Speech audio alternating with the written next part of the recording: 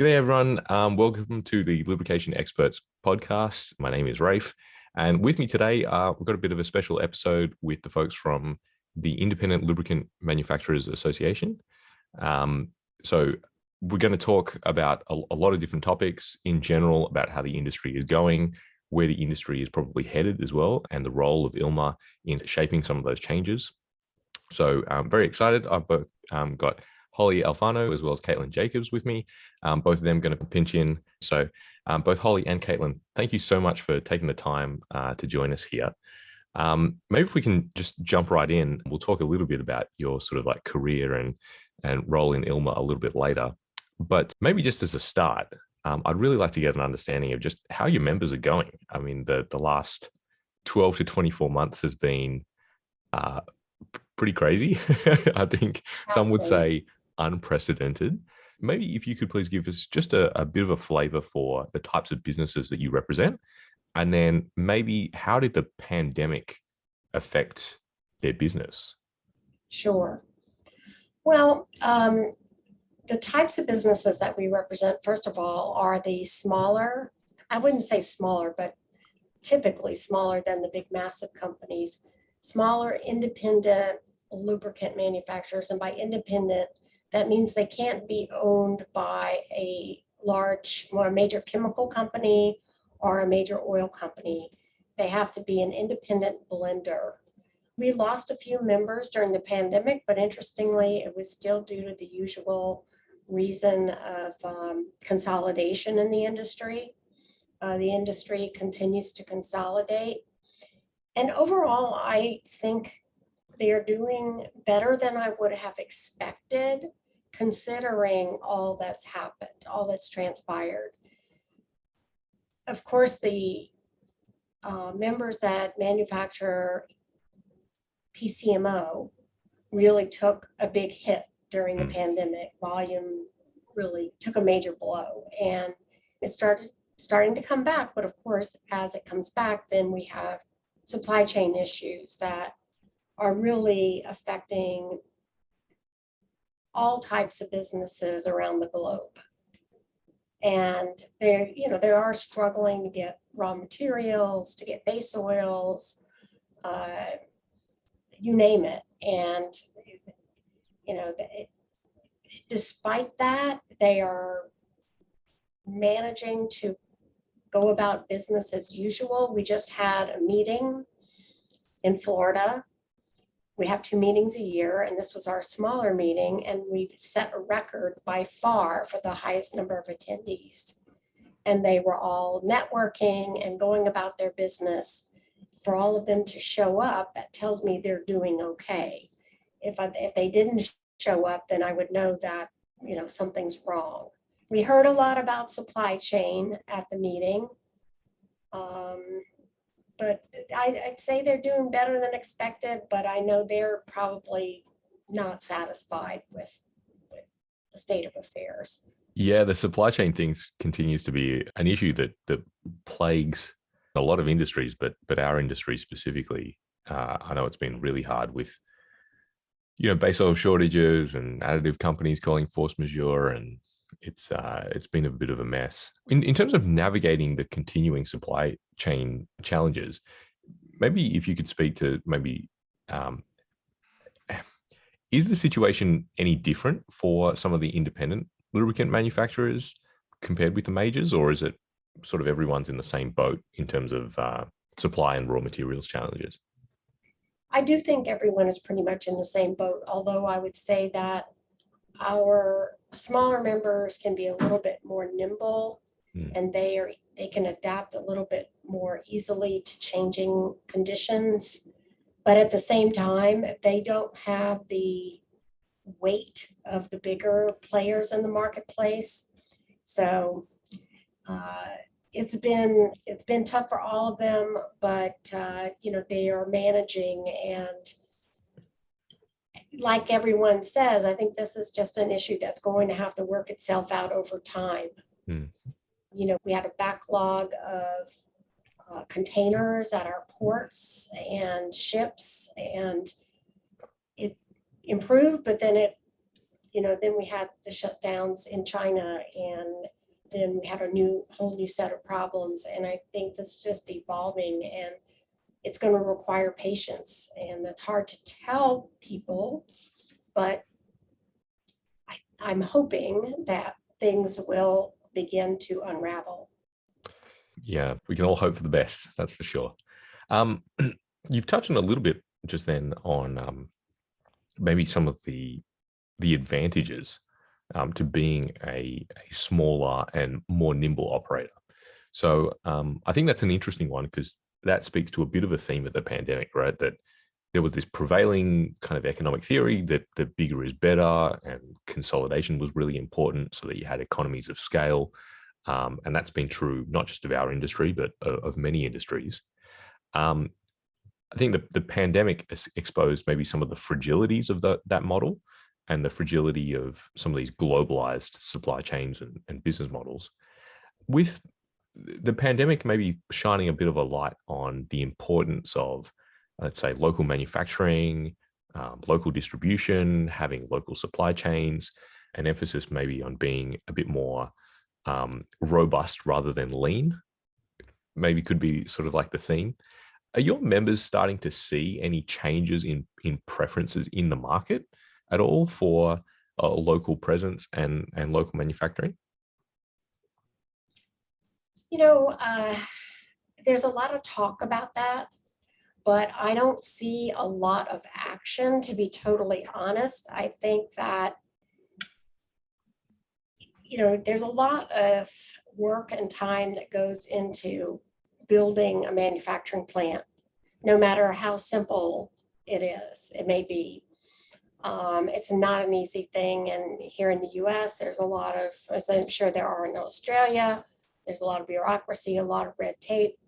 And I hear that that is going to happen with certain things. Certainly, as an example, I think chips, they will be moving a lot onshore for a number of reasons, but I don't see a lot that's going to affect the lubricants industry. And I guess I fear over time, because we're so driven by price, that by the time they were able to get plants up and running, people are going to be not looking as much at location as they are typically in this industry at price, because it is such a competitive industry when it comes to that.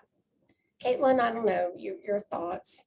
I completely agree, Holly. It's a tough call. I mean, you see it with hurricane preparedness, for example.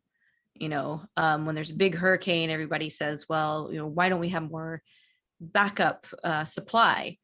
When a lot of supply along the Gulf Coast here gets knocked out, well, it takes time and it takes investment to build those backstocks.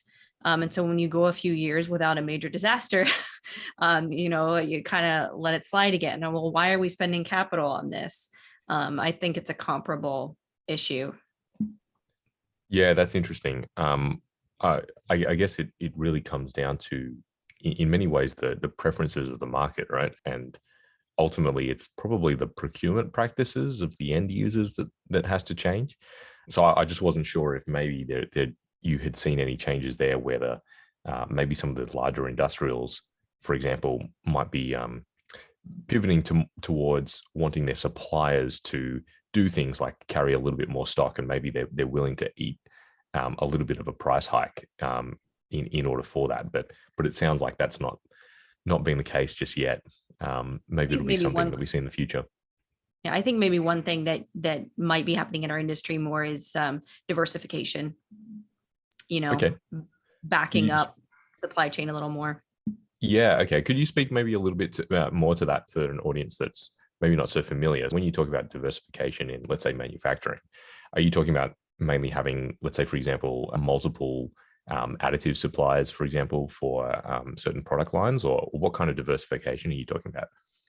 Well, of course, it depends on what you're making. I think it might be a little bit more difficult with a finished lubricant product when it comes to things like additives, because certain approvals, like ILSAC engine oil approvals are tied to certain base oils, certain additive packages. I mean, there is some flexibility with the viscosity grade read across and base oil interchange, of course, but it only goes so far. But maybe if you're someone who's making that additive package, or maybe it's your packaging that you're having trouble securing, having more than one or two suppliers that are maybe in different areas of the world or the country allows you more flexibility. And you might not get quite as big of a price break because you're not buying as much from one supplier, but you have that stability and that backup in case something goes wrong. I think one problem with that, and I agree that that's an approach that I think a lot of people are looking at and maybe practicing. We've had some price hikes already in the marketplace that have been challenging for our members. We've heard about it. They're not happy about it. They find them, these price hikes with the current inflationary state that we're in, to be difficult to pass on to customers, and they have to, obviously, but this is such a price sensitive industry.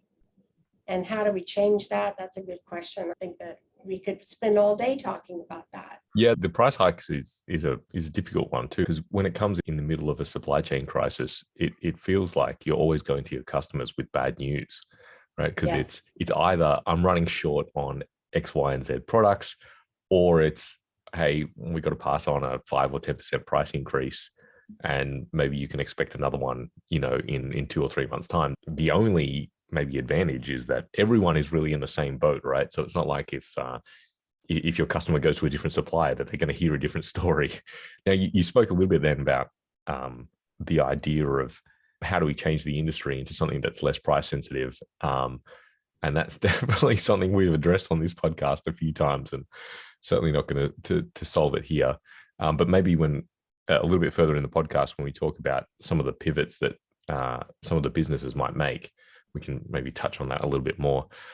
Kind of talked a little bit about the nimbleness or local manufacturing aspect of being one of the independents. Obviously, there are going to be just some downsides as well to being small, and one of it would be, the scale and your bargaining power with, let's say, for example, the base oil and adcos. So maybe we can touch a little bit on some of the drawbacks of being an independent, and maybe as well, how does ILMA help address some of those drawbacks, maybe, or help its members. So one of the themes that we kind of have had on this podcast is, in some ways, the difficulty of attracting talent in the industry.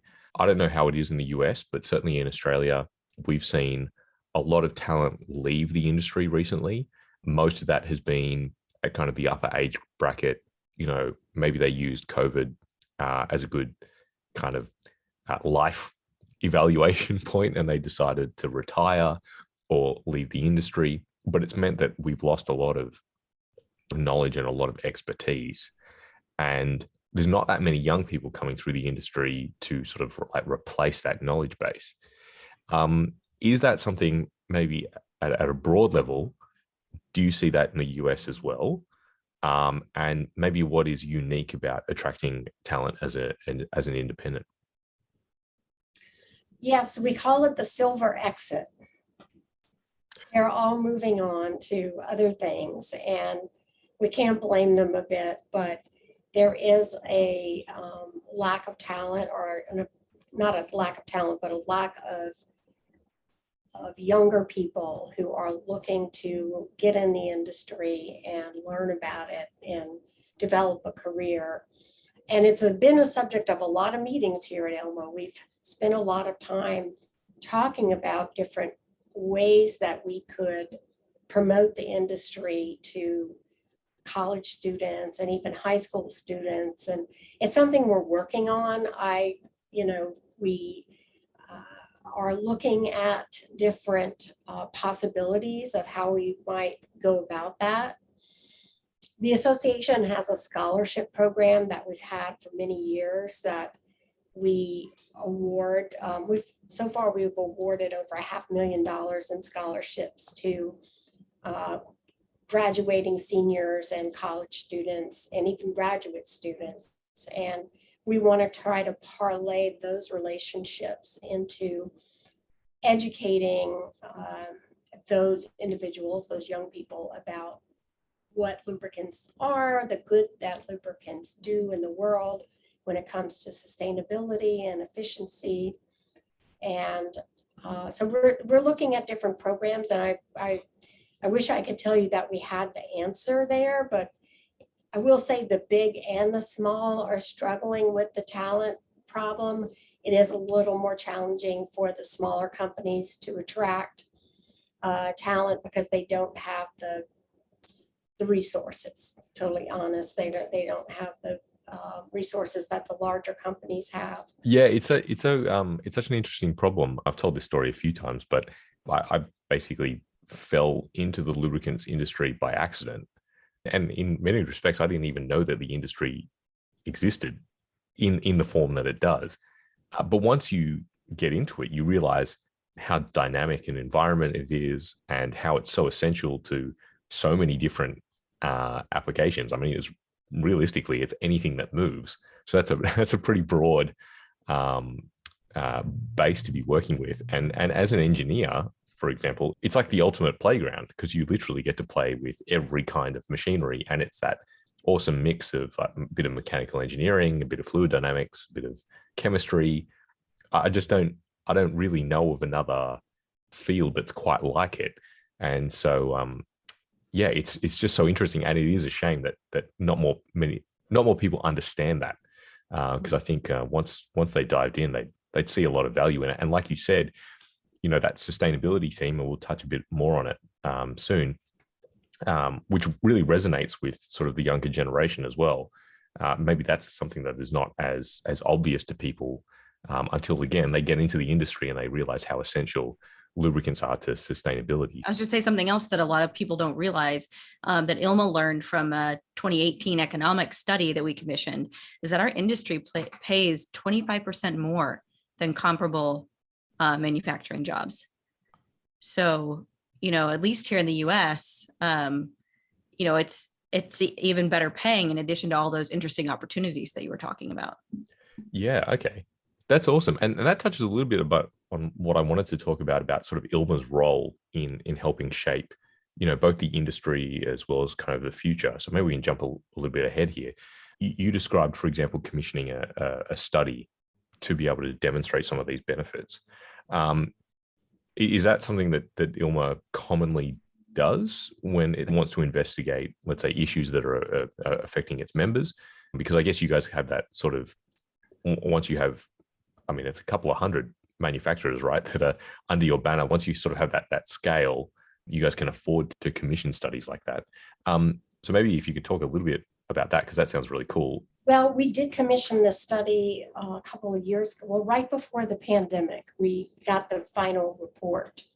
And yes, it is something that we are getting more and more into, is research about not so much technical information, because there are a lot of people who are doing that and they do it very well. We are more looking market trends, and we just awarded a contract to Klein to do a very comprehensive study on electric vehicles and lubricant demand, forecasting year by year what they project we will see in all different segments of lubricants, greases, metalworking fluids, of course, motor oils. But, because the electric vehicle is going to, like anything, have challenges and opportunities.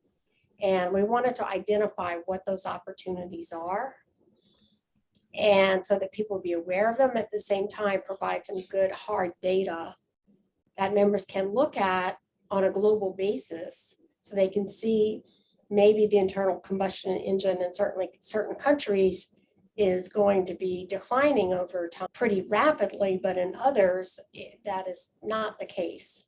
So that's the kind of information that we're trying to provide to our members, and we hope to have that report out in October at our annual meeting.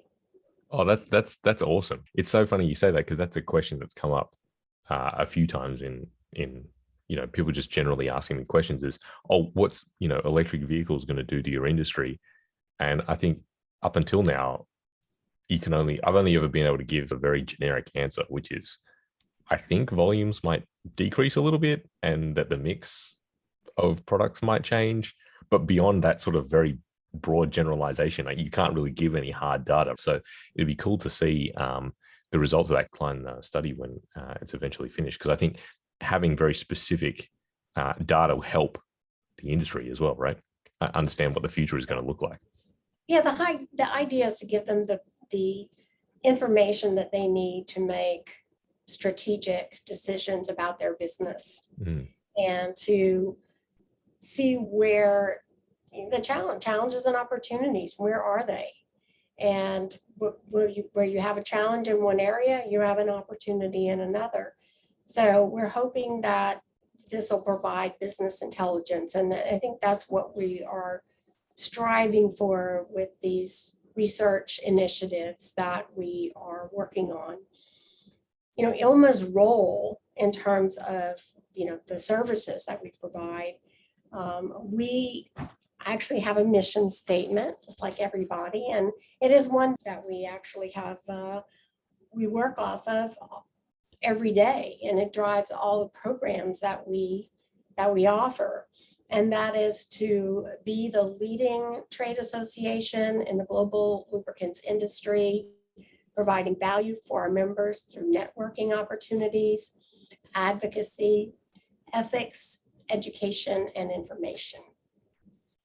And all of those items are what drive us on a daily basis in terms of staying on top of regulations here in North America, advocating on the members' behalf and with the appropriate agencies, providing information. That's a lot of what Caitlin does, is educating and informing the members of trends and regulation and all kinds of things, but anything that affects the operations of their business. And it's a pretty lofty vision statement, but we work to follow the goals and strategies of it on an ongoing basis. Yeah, that's great. And so one thing I wanted to pick up on there, I think a lot of what you described is maybe what people expect a trade association to do, right? In terms of advocacy and dissemination of information and things like that. The one that I wanted to jump on there was, you mentioned ethics. And I know that ILMA has sort of like an ethics program. First of all, could you please describe that, what that is and how it affects your members and maybe how it affects their perception of the industry? The ethics bit, it's in the mission statement, so it's obviously core to what ILMA does. So maybe could you please elaborate on that a little bit? Sure. We've had an ethics program for a number of years, and every member, before they join, has to agree that they will abide by the code of ethics and allow ILMA to test their products. They have to agree that they have a obligation to manufacture their products following appropriate specifications, to present their products to the public in an honest way. And we do go out and test products. And, we require that if we find an issue out there, we will follow up with the member. And honestly, the ILMA staff is insulated from that. It's done in confidence. We don't have any dealings with the ethics committee.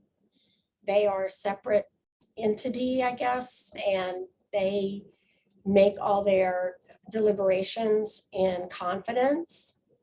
So if there is an issue out there, they will deal with it. I know when there are issues, but I don't know what they are, who they involve. And so there is a confidentiality, but they will work with the member to try to correct the issue And if it's not corrected, then they're no longer eligible for ILMA membership.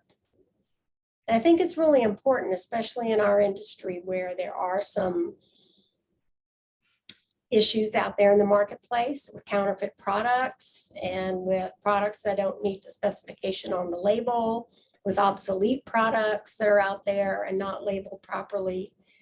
So if you're going to be an ILMA member, you can't, you've got to abide by our code of ethics. So What did I miss, Caitlin? I think that's exactly right. I mean, we're interested in the reputation of the industry through this program so that, hopefully anyone in the public knows that if a company is an ILMA member, they are making quality products and they don't have to worry that what's in the bottle does not match what it says on the outside of the bottle. Yeah, that's definitely kind of like that noble goal, right? Because we face the same issue in Australia here too. You obviously have a lot of reputable manufacturers out there who are, doing the right thing and manufacturing exactly to the spec, or obviously above the spec. But there are, colloquially, I guess they get called the bucket blenders, that they're kind of flying by the seat of their pants and,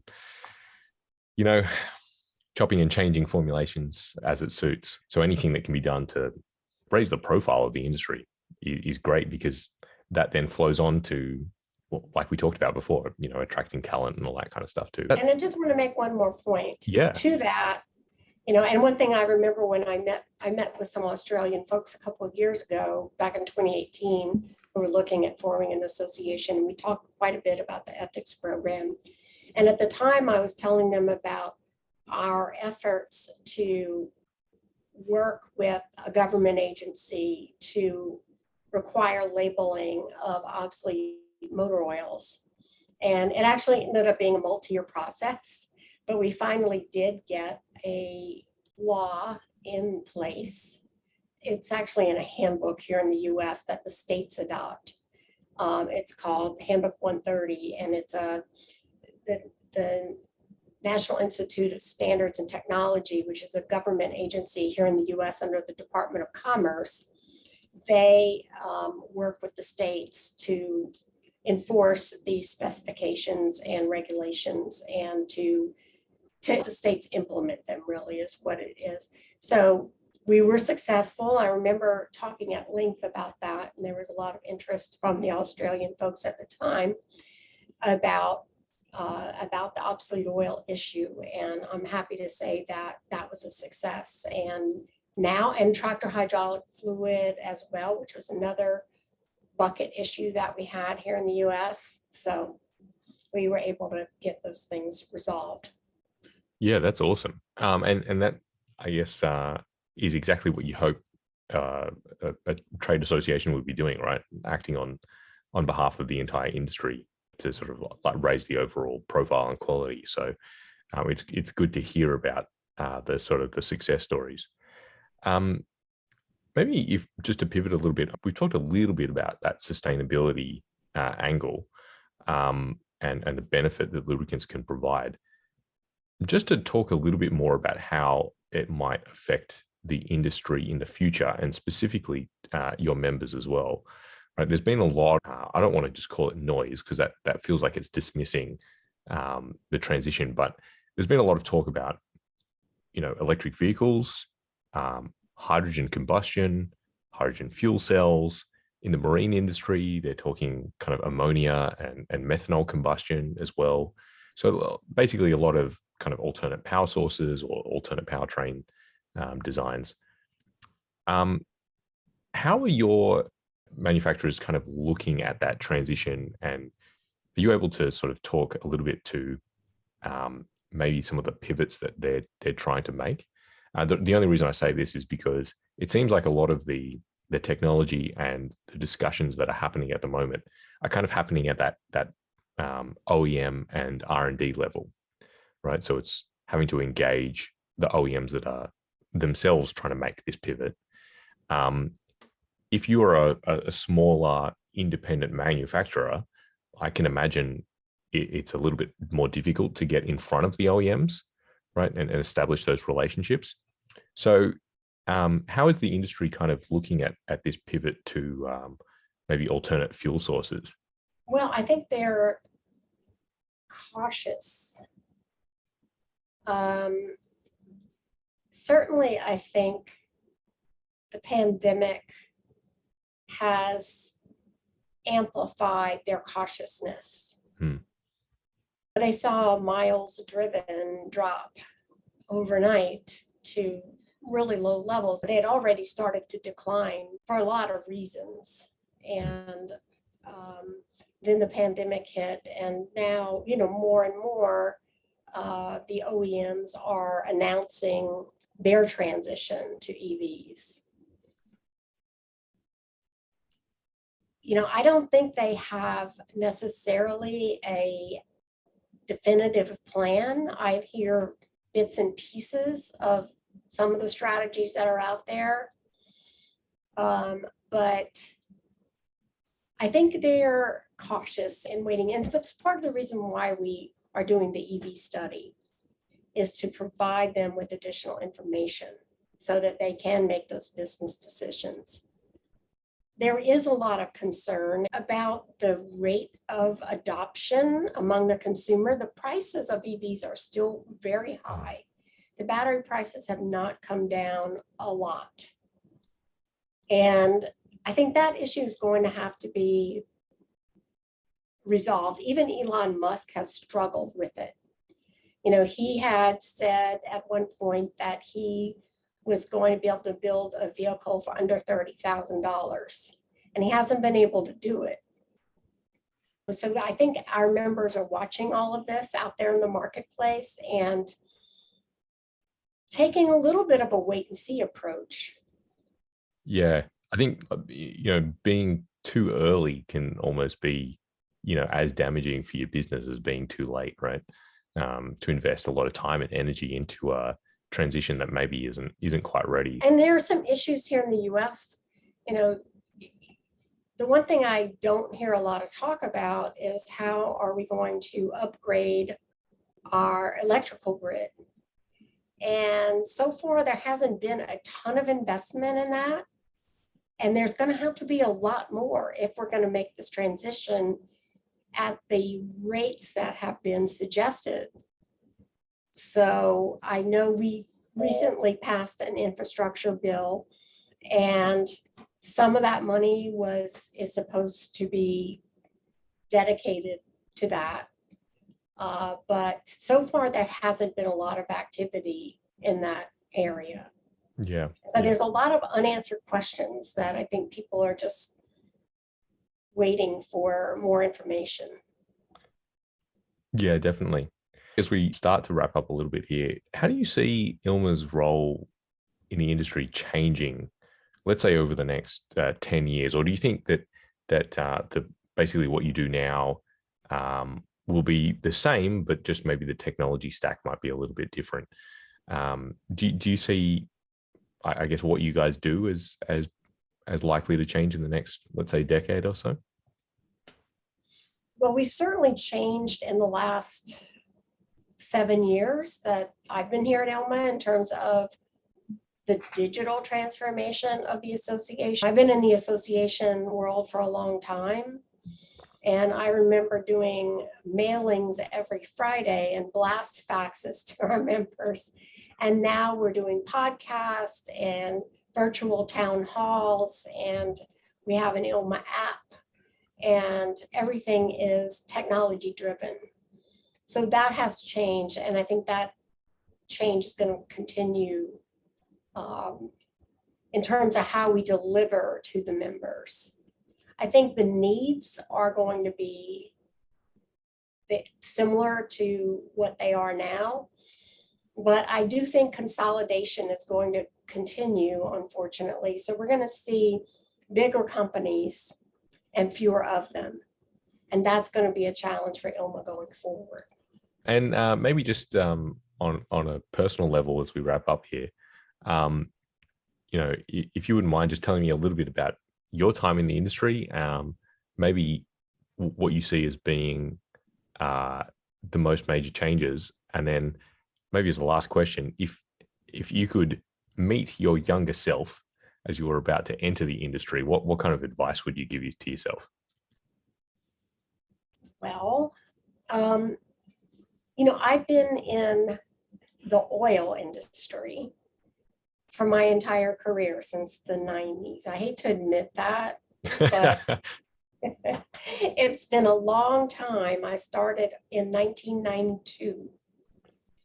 And I was representing wholesale jobbers, which I know they have in Australia. There's an Australian Jobbers Association. And they're the middlemen between the oil companies and the gas stations. And they buy the product and they sell it to the gas stations, or in a lot of cases, they own and operate the gas stations as well. So I started learning about the industry from that perspective, and lubricants were a sideline for them. They sold lubricants to their gas station customers and to convenience stores. And so that was my first exposure to the lubricants industry. Then 7 years ago, I joined ILMA, and I had to learn a whole lot more about the lubricants industry and the other sides of it. I wasn't as familiar with the metalworking and industrial segments of the industry. So I will say this, if I were meeting my younger self, I would say that being a part of ILMA and being a part of the lubricants industry is an opportunity to learn something new every day. And I, as someone who likes to learn new things and is very interested in what's going on in the business world, it's like you said, it's like a dream come true. So I love what I do, and I feel very fortunate to have landed here. I would tell myself, this petroleum thing is fun, but there's a whole other side that you don't know anything about. Go find it. So I guess that's my answer to the question. Yeah, thanks. It's a really good perspective. Hopefully we can bring more people into the light, so to speak.